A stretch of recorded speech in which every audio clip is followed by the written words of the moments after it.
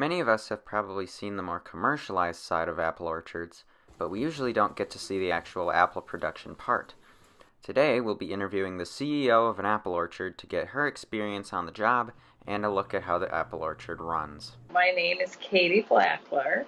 I, with my family, run an apple orchard where we grow, pack, and ship all our own apples. Before I worked here, I worked at Kodak for 17 years, and I mostly did environmental compliance and a little bit of marketing. We work together well, and we kind of complement each other's skills. She really brings a lot of knowledge. She has a good corporate background because she used to work for Kodak. So she brings that, a big corporation perspective. We have to be able to control or manage all parts of the business. So everything from growing apples to managing people to hiring people to maintenance issues to financial issues. Some days it can be very challenging. Because the orchard mainly deals with growing and selling apples, it would make sense that when the seasons change, the focus would be shifted to different tasks throughout the year.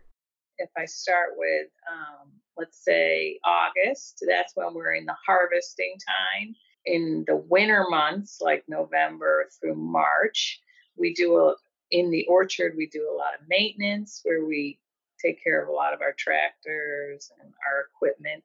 And then in the spring, you start planting trees. And then the summer is spent growing the apples. During that whole time, we are also packing apples. So there's a lot to be done on the orchard throughout the year. But in a year like 2020, things have gotten a little more complicated. Well, we are essential workers, so we never stopped working. We had to locate a lot of face masks, a lot of sanitizer, a lot of gloves. So there's been a lot of extra work for us in that regard. People weren't allowed to sit wherever they wanted. They had to sit socially distanced. And then when they're in the packing house, packing apples, they're pretty well spaced out.